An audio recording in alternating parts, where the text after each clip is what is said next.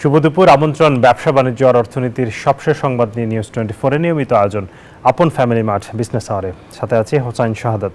শনি থেকে বৃহস্পতিবার দুপুর 1টায় প্রচারিত হচ্ছে অনুষ্ঠান। আয়োজনে থাকছে দেশ বিদেশের ব্যবসা বাণিজ্যের সবশেষ খবর এবং খবরের বিশ্লেষণ। এছাড়াও আছে শেয়ার বাজার এবং মুদ্রা বাজারের আপডেট। দেশে দরিদ্র মানুষের সংখ্যা এখন 3,60,00,000। দারিদ্র্যের হার বেড়ে দাঁড়িয়েছে 21.2%। এমন তথ্য দিয়েছে বিশ্বব্যাংক। ধারাবাহিক মূল্যস্ফীতি, উচ্চ মূল্যস্ফীতি এবং কর্মসংস্থানের অভাবকেই এমন পরিস্থিতি সৃষ্টির পেছনে দায়ী বলছে সংস্থাটির প্রতিবেদন বলছে, এখনও স্বাস্থ্য ঝুঁকি, প্রাকৃতিক দুর্যোগ কিংবা যে কোনো বিপর্যয়ে প্রায় 6,20,00,000 মানুষ দারিদ্র্য সীমার নিচে চলে যাওয়ার ঝুঁকিতে রয়েছে। মঙ্গলবার রাজধানীর একটি হোটেলের বাংলাদেশ দারিদ্র্য বৈষম্য বিশ্লেষণ সমৃদ্ধ পথে অগ্রযাত্রা বিষয়ক প্রতিবেদন প্রকাশ অনুষ্ঠানে এসব কথা বলা হয়। এ সময় জানানো হয় 2010 থেকে 2022 সালের মধ্যে দারিদ্র্যের হার 31.1% থেকে 18.7% নেমে আসে। একই সময়ে অতি দরিদ্র 12.2% থেকে কমে 5.6% হয়। তবে 2023 থেকে 2024 সালে 20 লাখ মানুষ কাজ হারায়। চলতি বছর আরও 8 লাখ মানুষ বেকার হবে বলেও আশঙ্কা করা হচ্ছে। প্রতিবেদন বলছে, এই মুহূর্তে 2,10,00,000 মানুষ দারিদ্র্যসীমার নিচে বাস করছে। প্রতিবেদন প্রকাশ অনুষ্ঠানে বক্তারা বলেন, সীমাহীন অর্থ পাচারের কারণে অর্থনীতি চাপের মুখে রয়েছে। পলিসি রিসার্চ ইনস্টিটিউট PRI এই অনুষ্ঠানের আয়োজন করে। Households continue just to get involved in this type of jobs, they will be maybe making enough basically to meet the basic needs. In fact, between 2022 and 2025, it rose to 27% or so, and also the fact that extreme poverty also rose from around 9% or so. দর্শক, আজকে আমরা এই বিষয়টি নিয়ে আলোচনা করতে চাই। আমাদের আলোচনার বিষয় নির্ধারণ করা হয়েছে ভয়াবহ দারিদ্রতার শঙ্কায় আসছে আসলে বাংলাদেশ। আমাদের সাথে যুক্ত হয়েছেন এরই মধ্যে পলিসি রিসার্চ ইনস্টিটিউটের চেয়ারম্যান, বিশিষ্ট অর্থনীতিবিদ ডক্টর জাইদি সাত্তার। আপনাকে স্বাগত জানাচ্ছি বিজনেস আওয়ারের আজকের আয়োজনে। ডক্টর জাইদি সাত্তার, আপনার কাছ থেকে শুরুতেই যেটি জানতে চাইবো যে এই যে বিশ্বব্যাংক যে সংখ্যার কথা বলছে, এটি তো আসলে একটি ভয়াবহ পরিস্থিতি তাহলে আমাদের সামনে। এটি কতটা বাস্তবসম্মত? মানে এই প্রতিবেদন নিয়ে কি এই প্রতিবেদনটাকে চোখ বন্ধ করে বিশ্বাস করা যায়, নাকি এর সমালোচনা করার সুযোগ রয়েছে? কারণ এটি তো কারো কাছে বিশ্বাসযোগ্য মনে হচ্ছে না যে বাংলাদেশের এত খারাপ পরিস্থিতি হয়েছে কিনা। অবশ্য ঠিক। এখন এখানে কিছু ভালো খবরও দিয়েছেন ওনারা, যেমন 2010 থেকে 2022 সাল পর্যন্ত 25 মিলিয়ন লোক, মানে 25 মিলিয়ন লোক মানে দারিদ্র সীমার উপরে উঠেছেন, মানে লিফটেড আউট অফ পভার্টি। এটা একটা ভালো দিক আছে। কিন্তু 2016 থেকে 2022 পর্যন্ত এই পভার্টি রিডাকশনটা এটা একটু স্লো ডাউন করেছে। এবং বিশেষ করে যে পয়েন্টটা ওনারা দেখাতে চাচ্ছেন সেটা হচ্ছে যে আমাদের যে জাতীয় উৎপাদের যে প্রবৃদ্ধি, সেটার সাথে যে দারিদ্র বিমোচনটার যে একটা সম্পর্ক আছে, যেটাকে পভার্টি ইলাস্টিসিটি দিয়ে আমরা হিসাব করে থাকি, সেই ইলাস্টিসিটিটা কমে গেছে। তার মানে যে জাতীয় উৎপাদে মানে অর্থনৈতিক কর্মকাণ্ডের সাথে যে দারিদ্র বিমোচন হয়, সেটার মানে পরিমাণটা কমে গেছে। সেই ইলাস্টিসিটি ওনারা যে একটা হিসাব করেছেন, বলছেন 0.9, মানে একের চেয়ে কম হওয়া মানে যে আপনাদের যত অর্থনৈতিক কর্মকাণ্ড হয় জাতীয় উৎপাদ দিয়ে আমরা এটা ধরে থাকি, সো এই এই জাতীয় যে উৎপাদের যে প্রবৃদ্ধি, এইটার সাথে যে পভার্টি রিডাকশনের একটা সম্পর্ক, এই সম্পর্কটা শিথিল হয়ে গেছে তারা বলছে। তাহলে তার মানে গ্রোথটা ইনক্লুসিভ হচ্ছে না, তাদের এই একটা ধারণা পাওয়া যাচ্ছে। এখন আপনার একটা প্রশ্ন হতে পারে যে প্রশ্নটা যে এটা কতটুকু বিশ্বাসযোগ্য। এখানে একটা বড় জিনিস হচ্ছে যে ওই যে 62 মিলিয়ন লোক, যেটা ওরা বলছে যে ভালনারেবল গ্রুপে পড়ছে। ভালনারেবল গ্রুপ হচ্ছে যারা যে পভার্টি লাইনের উপরে আছেন, কিন্তু অনেক শক, যদি ইকোনমিক শক হয়, যেমন মূল্যস্ফীতি, ইনফ্লেশন যদি 8-8.5% থাকে এবং অনেক বছর ধরে থাকে, প্রায় 2-3 বছর ধরে এই মানে এই মূল্যস্ফীতি চলছে। সো এই সময় হয় কি, ভালনারেবল পপুলেশনরা ওদের অনেকে মানে পভার্টি লাইনের নিচে চলে যান। সো এইটাই ওরা প্রজেকশন করে দেখাতে চেয়েছে, যে প্রজেকশন করে ওরা বলছে আমাদের তো হিসাব হচ্ছে 18.7% হচ্ছে লোক পভার্টি লাইনের নিচে 2022 সালে, কিন্তু এরপরে ওরা কিছু প্রজেকশন দেখিয়েছে যে আরো 2-3% মানে পভার্টি হয়তো বেড়ে গেছে, এবং এটা প্রজেকশন বলছে। এখন প্রজেকশন তো ওনারা ওনাদের যে কতগুলো মডেল থাকে এগুলো ব্যবহার করে করেছেন। এটা একটু রেঞ্জ দেখালে তো ভালো হতো, তো রেঞ্জটা দেখার নেই, 1 নম্বর। 2 নম্বর হচ্ছে যে ওনাদের যে হিসাবে যেখানে বলছেন যে দারিদ্র বিমোচনের মাত্রাটা কমে গেছে, এটাও একটু সমস্যা হচ্ছে যে ওই যে জাতীয় উৎপাদের যে প্রবৃত্তির হিসাব, এটা আমরা যে সরকারিভাবে অফিসিয়াল যে গ্রোথ রেটটা আছে 2016 থেকে 2022 পর্যন্ত, এই গ্রোথ রেট সম্পর্কে অনেকের মানে কনসার্ন আছে, আমরা রিজার্ভেশন আছে। এটা হয়তো যা অফিসিয়াল ফিগার আছে তার চেয়ে হয়তো 1% কমও হতে পারে। তো ওই 1% যদি কম হয় যদি আমাদের গ্রোথ, তাহলে কিন্তু এই যে উনি ওনাদের ইলাস্টিসিটি হিসাব যেটা করেছেন যে দারিদ্র মোচনের যে হারটা এটা অনেক শিথিল হয়ে যাচ্ছে, ওইটা আরেকটু বেটার দেখাবে। দক্ষিণ এশিয়া, সাউথ এশিয়ার হিসাব একটা আছে অ্যাভারেজ 1.5% হচ্ছে ইলাস্টিসিটি। সেই ইলাস্টিসিটিটা আমাদের 0.9 এর জায়গায় হয়তো 1.2 হতে পারে, এত কম নাও হতে পারে। এখন কথা হচ্ছে জাতীয় উৎপাদের কিরকম বৃদ্ধি এবং এটা কিভাবে মানে যেটাকে বলে ইনক্লুসিভ গ্রোথ কিভাবে করা যায়, এইটাই হচ্ছে পলিসির ব্যাপার। এইটা ওনারা কিন্তু ওনারা কয়েকটা বলেছেন কিছু যে প্রায়োরিটি পলিসি যেগুলো করতে হবে, সেখানে বলেছেন যে রুরাল এরিয়ার মার্কেট অ্যাক্সেসও করতে হবে, তারপরে আপনার কৃষি ক্ষেত্র আছে, তারপরে শিল্প ক্ষেত্র আছে, এসব জায়গায় কিভাবে আরো কর্মসংস্থানের ব্যবস্থা করা যেতে পারে। যেটা ওনারা মিস করছে মনে হয় সেটা হচ্ছে আমাদের আগে তো ইনক্লুসিভ গ্রোথ এবং জব ক্রিয়েটিং গ্রোথ যেটা, সেটা হতো কোথা থেকে আমরা দেখেছি যে আমাদের ইন্ডাস্ট্রিয়ালাইজেশন, এবং আমাদের ইন্ডাস্ট্রিয়ালাইজেশনের মধ্যে যেটা এক্সপোর্ট ওরিয়েন্টেড ইন্ডাস্ট্রিয়ালাইজেশন, সেখান থেকেই আমাদের মানে জব ক্রিয়েশন এবং ওই যে ইনক্লুসিভ গ্রোথ যেটা বলে সেটা বেশি হতো। আমাদের গত 30-40 বছরের যে অভিজ্ঞতা তা দেখেছি যে ইন্ডাস্ট্রিয়ালাইজেশনে কর্মসংস্থানের ব্যবস্থা ভালো হচ্ছে, এবং ইন্ডাস্ট্রির মধ্যে যেগুলো রপ্তানিমুখী শিল্প, সেখানে কর্মসংস্থান আরো বেশি হয়। এই বিষয়টা কিন্তু ওনাদের মধ্যে রিপোর্টের মধ্যে থাকলে ভালো হতো। কিছু কিছু দিক নির্দেশনা দিয়েছেন। তো এই পলিসিটা যে আমাদের যে ইন্ডাস্ট্রিকে আরো রপ্তানিমুখী করলে আমাদের যে গ্রোথটা আরো ইনক্লুসিভ হবে এবং আরো জব ক্রিয়েটিং হবে, এই জিনিসটা ওই রিপোর্টে আসলে আর একটু ভালো হতো। কারণ সামনে আমরা যা দেখছি যে আর্টিফিশিয়াল ইন্টেলিজেন্স এবং টেকনোলজির যে ব্যবহার হচ্ছে শিল্পক্ষেত্রে, সেটা অনেক লেবার ডিসপ্লেসমেন্টও হচ্ছে। কিন্তু ইতিহাসে দেখা গেছে এই ধরনের টেকনোলজিক্যাল যখন ট্রানজিশন হয়, কিছু জব ডিসপ্লেসমেন্ট হয় ঠিকই, কিন্তু একই সাথে জব ক্রিয়েশনও হয়। সো ওইসব ক্ষেত্রে আমাদের যে করণীয়, যে স্কিল ডেভেলপমেন্ট, এডুকেশনে আমাদের ইনভেস্টমেন্ট, এই মোট কথা হচ্ছে এই রিপোর্টে যদি আমাদেরকে কিছু এখানে টেক অ্যাওয়ে যেটা করি, এখানে মোট কথা যে আমাদের এডুকেশনে স্কিল ডেভেলপমেন্টকে আমাদেরকে অনেক ইনভেস্টমেন্ট করতে হবে। আলোচনায় স্যার প্রতিবেদনে ইউথ আনএমপ্লয়মেন্ট আমাদের খুব বেশি, এটা আমাদেরকে এটা অ্যাড্রেস করতে হবে।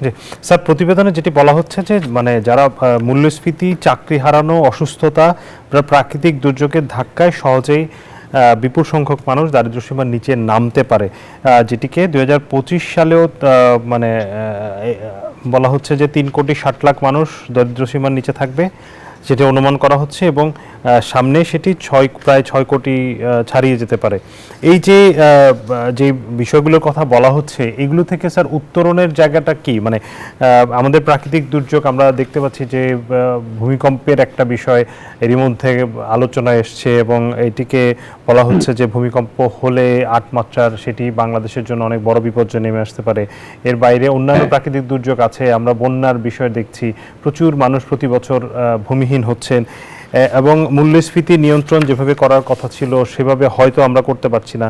আসলে সামনের দিনে তাহলে আমাদের জন্য আসলে কি পরিস্থিতি এবং এর থেকে উত্তরণের কি উপায়? এটা ঠিক কথা, মানে অ্যাকচুয়ালি পলিসিটা কি করতে হবে সেটা হচ্ছে যে যে অবস্থাটা দাঁড়িয়েছে এখন, এতগুলো শক হচ্ছে, মানে 2022-এ যে গ্লোবাল সাপ্লাই চেইন শক, তারপরে 2024-এ আমাদের যে রাজনৈতিক শক, এবং ইনফ্লেশন কন্টিনিউ করেছে, এক্সচেঞ্জ রেট শক আছে ওর মধ্যে, বিভিন্ন শক কিন্তু এই গত 2-3 বছরে হয়েছে। তার ফলে দারিদ্র সীমার নিচে অনেকে, এই যে ভালনারেবল পপুলেশন ওরা যেটাকে বলেছে সেটা এদের। তো এখন আপনার কথা হচ্ছে তাহলে পলিসিটা আমাদের কি? আমাদের পলিসি কিন্তু এই, যদিও গ্লোবাল ইকোনমিক অর্ডার যেটাকে আমরা বলি, গ্লোবাল ট্রেড অর্ডার যদিও ইভলভিং, অনেক সমস্যা ক্রিয়েট হচ্ছে, বিশেষ করে এই ধরেন রেসিপ্রোকাল ট্যারিফ যে আমেরিকা থেকে উৎপত্তি হলো, এইগুলি নিয়ে কিন্তু আমাদেরকে কিন্তু এখনো আমাদের অর্থনীতির যে ওভারঅল পলিসি এটা খুব রিস্ট্রিক্টেড। আমরা এত রিস্ট্রিক্টিভ হয়ে কিন্তু আন্তর্জাতিক পর্যায়ে আমরা ডাইনামিক ইকোনমি হতে পারবো না। আমাদেরকে ডাইনামিক হতে হবে, কম্পিটিটিভ হতে হবে, এবং এর জন্য আমাদেরকে আরো উন্মুক্ত, মানে যে উন্মুক্ত বাণিজ্যের ব্যবস্থা করতে হবে, যাতে করে আমরা আন্তর্জাতিকভাবে কম্পিট করে আমরা দেশে আরো কর্মসংস্থান করতে পারি। এবং এই কর্মসংস্থানের জায়গাই হচ্ছে আন্তর্জাতিক বাণিজ্য। এক্সপোর্ট এবং ইম্পোর্ট দুটোই কিন্তু কর্মসংস্থানের ব্যবস্থা করে। দেশীয় বাজার কিন্তু খুব লিমিটেড। যে আমরা যদি ধারণা করি যে আমরা দেশীয় বাজারেই মানে কর্মকাণ্ড করে, মানে শিল্প করেই আমরা অনেক চাকরির ব্যবস্থা করি, এটা খুব লিমিটেড। কিন্তু আমাদেরকে আন্তর্জাতিক ভাবে, এবং আমাদের যে রুরাল সেক্টর আছে, আমাদের রুরাল সেক্টরের সাথে আন্তর্জাতিক বাজারের সাথে কোনো সম্পর্কই, কোনো ব্রিজ নাই। আমরা শিল্পক্ষেত্র সব মোস্টলি আরবান, এই আরবান কানেকশনটা ছাড়াও আমাদেরকে রুরাল কানেকশনে যেতে হবে, যাতে করে আন্তর্জাতিক বাজারের সাথে রুরাল ব্রিজ একটা তৈরি হয়, যাতে করে রুরাল যে এন্টারপ্রাইজ গুলো আছে, নন ফার্ম যে ইকোনমিক অ্যাক্টিভিটি আছে, এইগুলো কিন্তু আন্তর্জাতিক বাজারের সাথে আমাদেরকে লিঙ্ক করতে হবে। এই কাজটা হচ্ছে না, তার কারণ আমাদের যে বাণিজ্য নীতিগুলো আছে সবগুলো, এই বাণিজ্য নীতিগুলো অনেক অনেক রিস্ট্রিক্টিভ, টু রিস্ট্রিক্টিভ। এখানে বৈদেশিক বিনিয়োগও না আসার একটা বড় কারণ হচ্ছে আমাদের যে বাণিজ্য নীতিটা এত রিস্ট্রিক্টিভ। সেই জন্য তো এই বাণিজ্য নীতি রিস্ট্রিক্টিভ করলে দেশীয় বাজারে কিছু শিল্প তৈরি হবে দেশীয় বাজারে বিক্রি করার জন্য, কিন্তু এগুলো আন্তর্জাতিকভাবে কম্পিটিটিভ হবে না।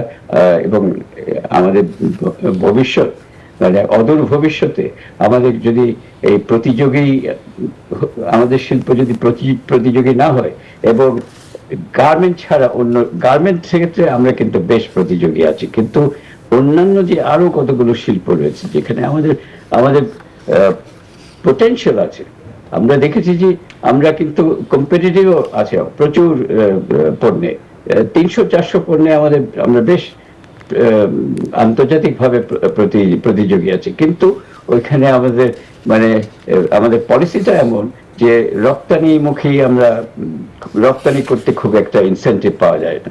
যারা শিল্প ক্ষেত্রে আছে তারা দেখেন যে দেশীয় বাজারে ওনাদের মুনাফার হার অনেক বেশি। এই যে আমরা পলিসিটাকে এরকম একটা আমরা বলি পারভার্স পলিসি করে রেখেছি, যেখানে এক্সপোর্ট করতে আমাদের ইনসেন্টিভ কম হয়, দেশীয় বাজারে বিক্রি করতে ইনসেন্টিভ বেশি। এইটাতে তো আমাদের আন্তর্জাতিক প্রতিযোগিতা আমরা পিছিয়ে যাব। এবং কর্মসংস্থান করার যে সবচেয়ে বড় উপায় যেটা আমাদের ইতিহাসে বলছে, আমাদের রপ্তানিমুখী শিল্পই আমাদের কর্মসংস্থান অনেক বেশি দিয়েছে। দেশিমুখী যেসব শিল্প আছে এগুলিতে কিছু কর্মসংস্থান হয়, কিন্তু রপ্তানিমুখী যেসব শিল্প আছে তাদের তুলনায় কিন্তু এত। জি স্যার, একটি বিষয় একটু জানতে চাইবো স্যার, একটি বিষয় জানতে চাইবো যে এই মুহূর্তে সবচেয়ে বড় দুশ্চিন্তার বিষয় হচ্ছে আমাদের যেহেতু কর্মসংস্থানে ঘাটতি দেখা দিয়েছে এবং প্রচুর মানুষ বেকার হচ্ছে, কর্ম হারাচ্ছে, সেই জায়গাটাতে নতুন বিনিয়োগ হচ্ছে না, সেটি একটি বড় কারণ। এই নতুন বিনিয়োগ হতে গেলে বিনিয়োগের যে পরিবেশ, ব্যবসায়ীরা বলছেন আসলে সেই আস্থা তারা পাচ্ছেন না, নির্বাচিত সরকার ছাড়া তারা আসলে সেই জায়গাটাতে যেতেও পারছেন না, এমনটা বলছেন। তাহলে আমাদের জন্য আসলে ফেব্রুয়ারিতে নির্বাচনটা কতটা গুরুত্বপূর্ণ, এবং যদি নির্বাচন সঠিক সময়ে না হয় সেক্ষেত্রে পরিস্থিতি কি দাঁড়াতে পারে? হ্যাঁ, না এটা তো ঠিকই, এটা ওনারা প্রাইভেট সেক্টর তো ওনারা অবশ্যই, বিশেষ করে বিনিয়োগকারী তো ওনারা দেখবেন যে বিনিয়োগের পরিস্থিতিটা কি, এবং সেখানে সেই জন্য রাজনৈতিক পরিস্থিতিটা একটু স্টেবল হতে হবে, যার ফলে দেশীয় বিনিয়োগ বলেন বিদেশি বিনিয়োগ বলেন সবাই কিন্তু এখন একটা ওয়েট এন্ড সি অ্যাপ্রোচ নিয়েছে। সো আমাদেরকে অপেক্ষা করতে হবে, আমাদের ইলেকশনটা ভালোভাবে হয়ে গেলে ইলেকশনের পরে যে সরকার আসবেন ওনারা তখন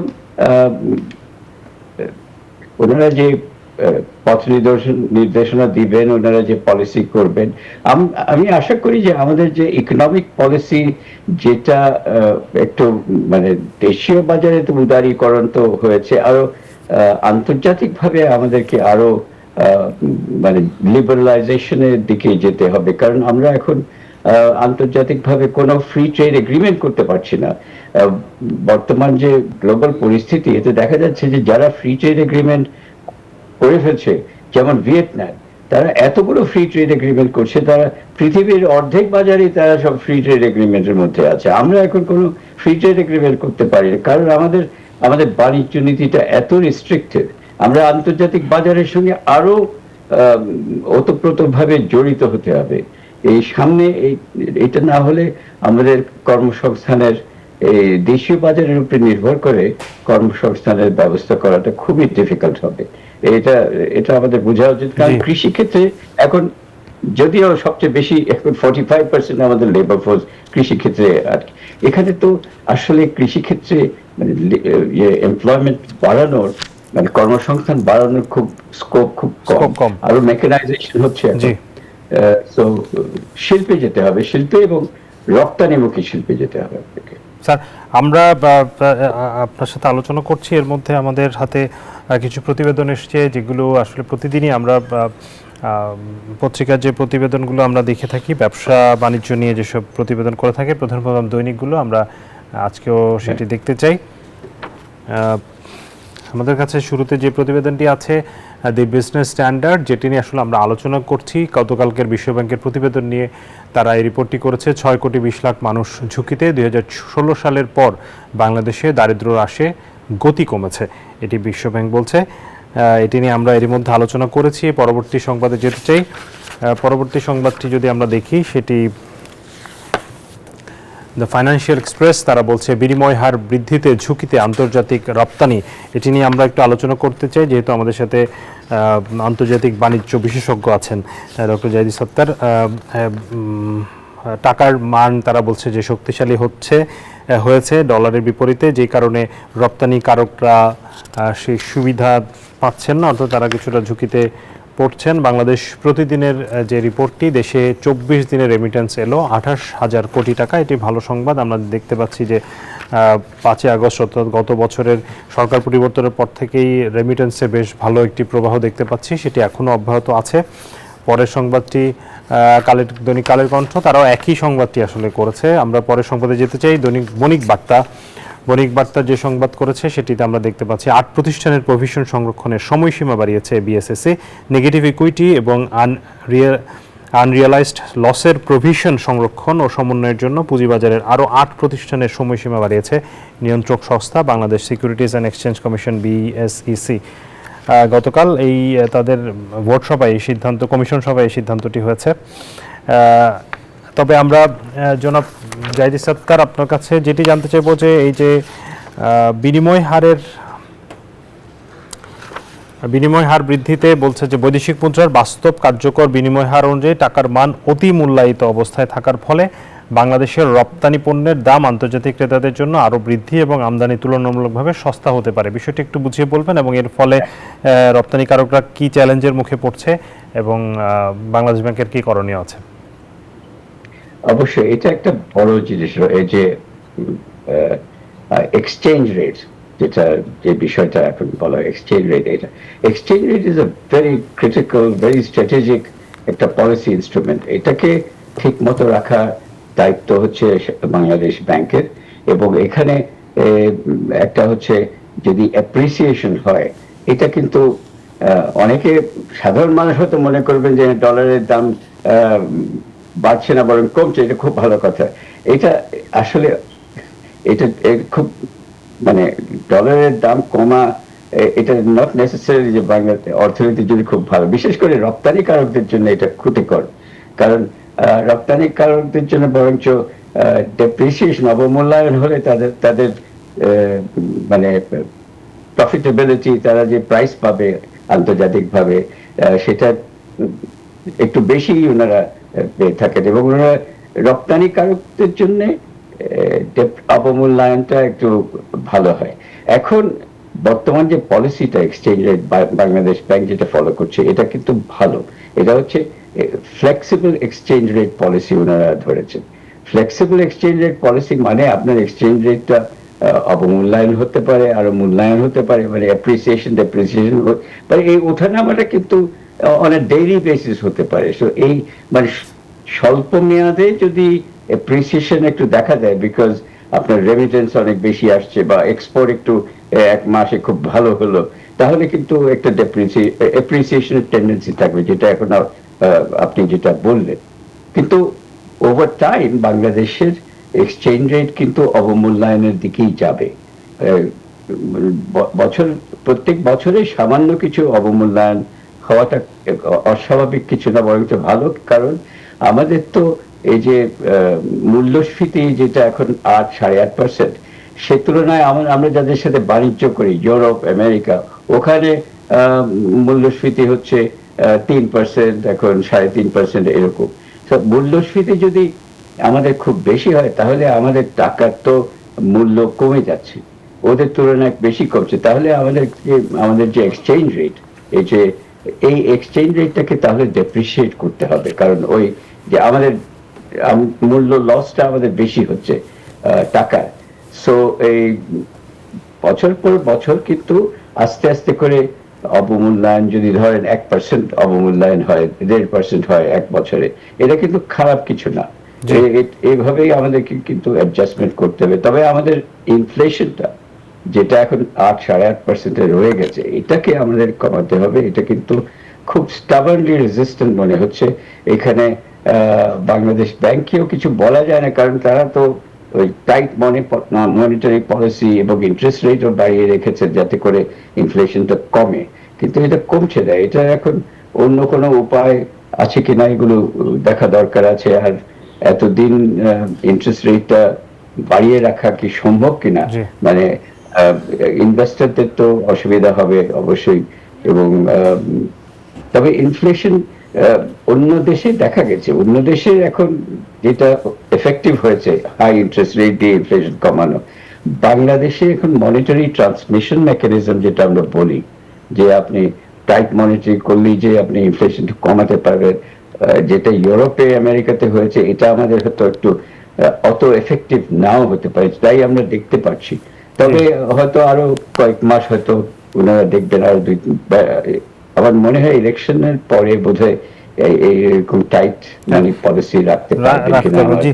অনেক ধন্যবাদ ডক্টর জাহিদ সাত্তার, আপনি আমাদেরকে সময় দিয়েছেন। আমরা বেশ কিছু বিষয় নিয়ে আলোচনা করেছি। আপনার সাথে আবারও কথা হবে নিশ্চয়ই। আপনাকে অনেক ধন্যবাদ জানাচ্ছি।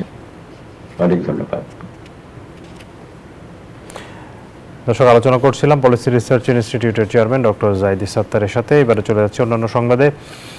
বিনিয়োগকারী সহ পুঁজিবাজার সংশ্লিষ্টদের সেবা কার্যক্রম আরও সহজ এবং সময়োপযোগী করতে ডিজিটালাইজড হলো ঢাকা স্টক এক্সচেঞ্জ। এর ফলে স্বচ্ছতা এবং জবাবদিহিতা নিশ্চিত হওয়ার পাশাপাশি কাজের গতিশীলতাও বাড়বে।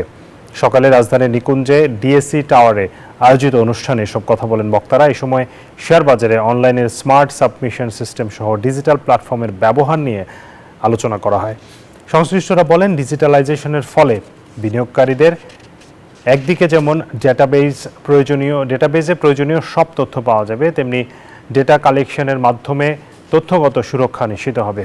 বিশ্বের সাথে তাল মিলিয়ে প্রতিযোগিতায় টিকে থাকতে প্রযুক্তিগত উৎকর্ষের ব্যবহার আরও বাড়ানোর তাগিদ দেন ডিএসসি চেয়ারম্যান মমিনুল ইসলাম। আর ভবিষ্যতে পেপারলেস শেয়ার বাজার গঠন ও একটি সমৃদ্ধ তথ্য ভান্ডার তৈরিতে দেশের পুঁজিবাজারের নিয়ন্ত্রক সংস্থা কাজ করছে বলে জানান বিএসইসির কমিশনার মোহাম্মদ সাইফুদ্দিন।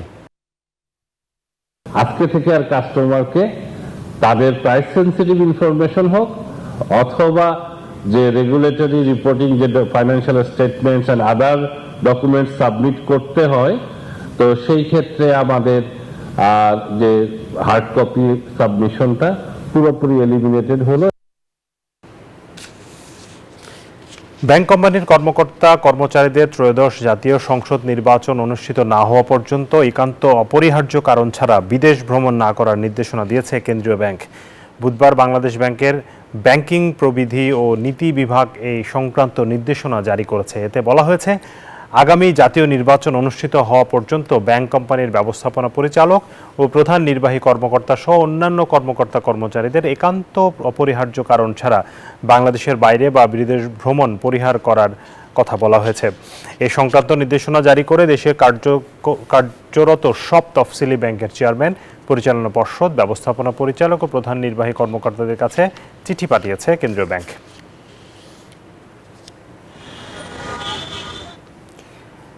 দর্শক, এর সাথে আপন ফ্যামিলি মার্ট বিজনেস আওয়ারের সময় হয়েছে একটি বিরতির। ফিরব একটু পর, সাথে থাকবে।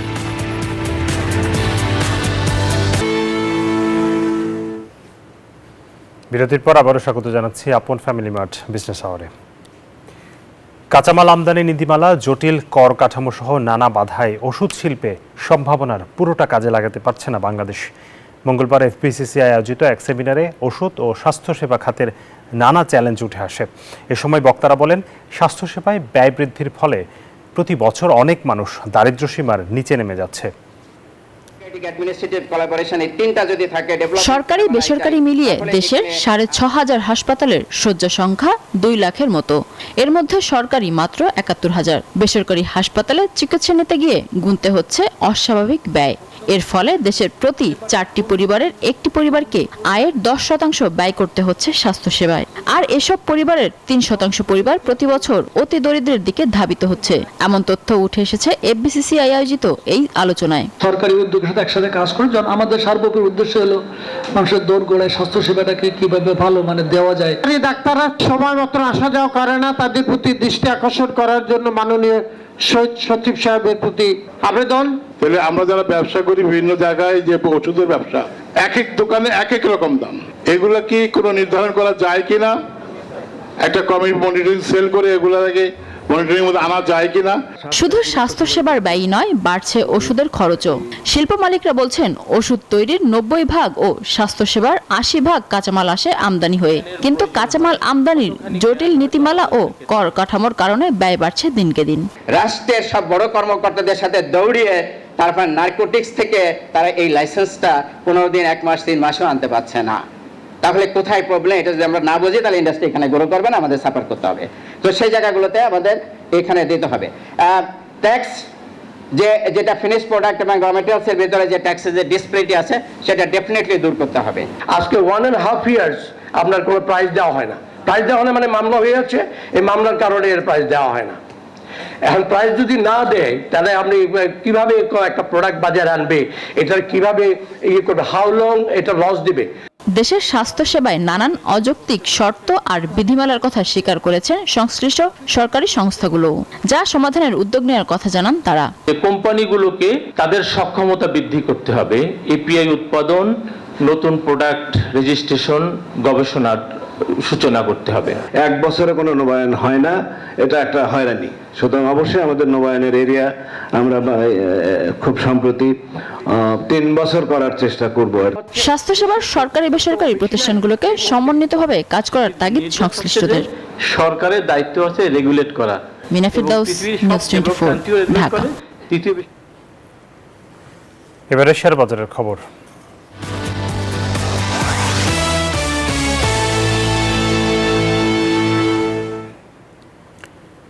ঢাকা স্টক এক্সচেঞ্জের ওয়েবসাইট থেকে জেনে নেব ঢাকার পুঁজিবাজারের সবশেষ লেনদেন পরিস্থিতি। লেনদেন পরিস্থিতি আসলে আপনারা দেখতেই পাচ্ছেন যে গতকালও আমরা দেখেছি, গত কয়েকদিন ধরে আসলে খারাপ অবস্থা যাচ্ছে ঢাকার পুঁজিবাজারে এবং আজও অব্যাহত আছে। ডিএসসির প্রত্যেকটা সূচক কিন্তু নিম্নমুখী। ডিএসএক্স ইন্ডেক্স কমেছে 8.3 পয়েন্ট, অবস্থান করছে 5009 পয়েন্টে। ডিএসসি 30 ডিএসসি শরিয়ার ইন্ডেক্স সেটি কমেছে প্রায় 5 পয়েন্টের মতো, অবস্থান 1050। ডিএস 30-র অবস্থান 1925, কমেছে প্রায় 7। ডিএস 30-র অবস্থান 1923, কমেছে 8.86 পয়েন্ট। আর যেই লেনদেনের পরিস্থিতি আমরা যদি দেখি, এখন পর্যন্ত লেনদেন হয়েছে 370 কোটি টাকা প্রায়। ইন্ডিয়ান অংশ নেওয়া কোম্পানিগুলোর মধ্যে 145টির দাম বেড়েছে, কমেছে 179টির এবং অপরিবর্তিত আছে 60টি কোম্পানির শেয়ারের দর। জানাবো মুদ্রা, স্বর্ণ এবং রূপার বাজারের দরদাম। শুরুতে মুদ্রা বাজার। মার্কিন ডলার 122 টাকায় কিনে 123 টাকায় বিক্রি করা হচ্ছে। ইউরো কেনা হচ্ছে 138 টাকায়, বিক্রয় 143। পাউন্ডের কেনা দর 159, বিক্রয় 166। চীনা ইউয়ান 16 টাকায় কিনে 18 টাকায় বিক্রি করা হচ্ছে। সৌদি রিয়ালের কেনা দর 32 টাকা, বিক্রয় 33 টাকা 20 পয়সা। ভারতীয় রুপি 1 টাকা 38 পয়সায় কিনে 1 টাকা 45 পয়সায় বিক্রি হচ্ছে। সোনার দরদাম জানাবো। 22 ক্যারেট সোনা প্রতি ভরি 2,08,000 টাকার বেশি। 21 ক্যারেটের দাম পড়ছে 1,98,696 টাকা।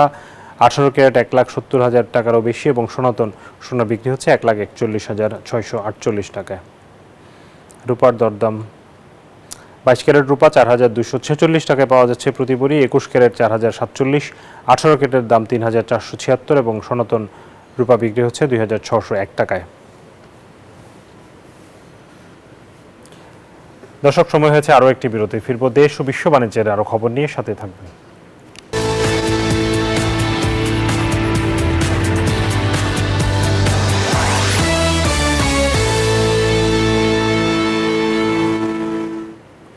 স্বাগত আরও একবার আপন ফ্যামিলি মার্ট বিজনেস আওয়ারে। এবারে বন্দর বাণিজ্যের খবর জানাবো।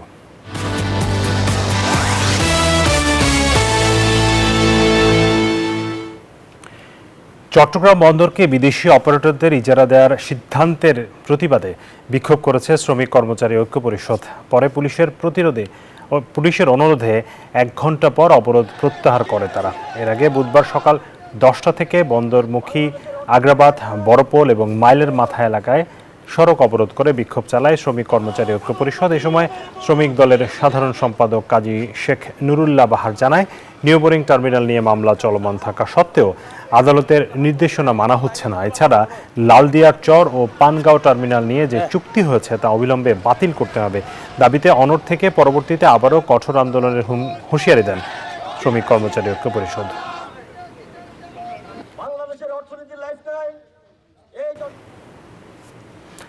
নিউবোরিং কন্টেনার টার্মিনাল এবং লালদিয়ার চরের টার্মিনাল নির্মাণ পরিচালনার ভার বিদেশি কোম্পানিকে দেওয়ার প্রতিবাদে চট্টগ্রাম বন্দরের প্রবেশপথে আন্দোলন কর্মসূচি পালন করেছে শ্রমিক কর্মচারী পরিষদ। আমরা সেই সংবাদে জানছিলাম। এই সম্পর্কে আরও বিস্তারিত জানতে চাই। নয়ন বড়ুয়া জয় আমাদের সাথে যুক্ত হয়েছেন। জয়, আপনি বন্দর এলাকায় আছেন, আমরা দেখতে পাচ্ছি। সেখানে কর্মচারীরা যেটি বলছেন, শ্রমিক কর্মচারীরা, সেটি আসলে কতটা যৌক্তিক আপনার কাছে মনে হয়? এ নিয়ে আসলে সরকারের পক্ষ থেকেও বলা হচ্ছে যে বন্দর পরিচালনা করতে দেওয়া মানে আসলে বন্দর দিয়ে দেওয়া নয়, তারা জাস্ট পরিচালনা করবে, একটি সিস্টেম ডেভেলপ করবে। এই বিষয়ে আসলে কি বলছে? আপনি কি সব পক্ষের সাথে কথা বলতে পেরেছেন?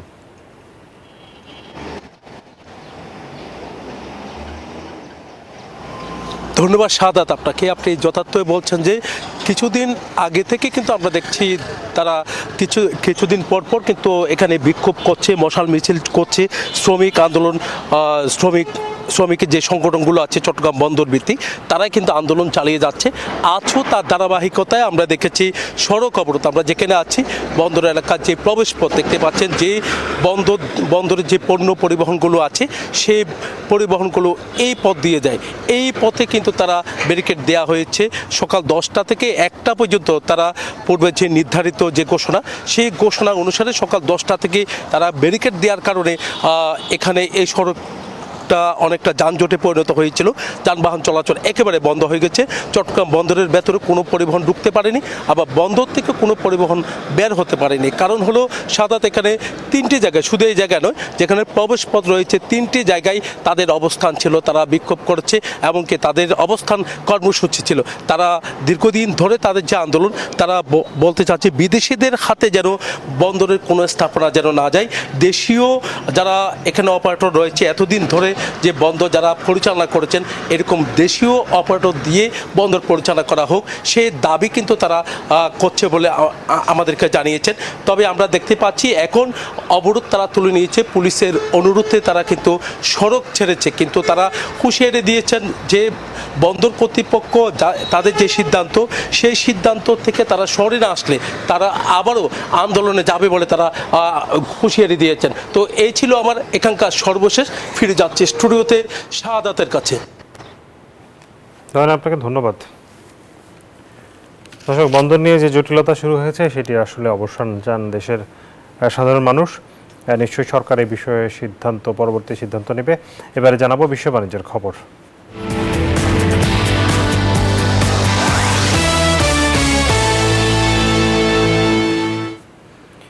সরকারি শাটডাউনের ধাক্কায় নতুন অর্থ বছরের শুরুতেই বড় বাজেট ঘাটতিতে পড়েছে মার্কিন যুক্তরাষ্ট্র।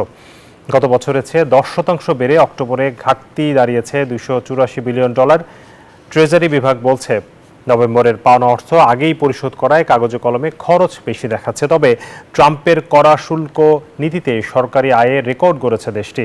এক মাসে এই শুল্ক আদায় $31 বিলিয়ন বেশি।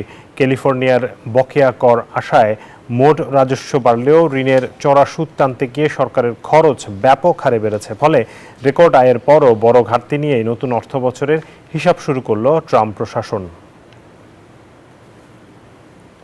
দর্শক, এই ছিল আপন ফ্যামিলি মার্ট বিজনেস আওয়ারের আজকের আয়োজনের সাথে থাকার জন্য ধন্যবাদ সবাইকে।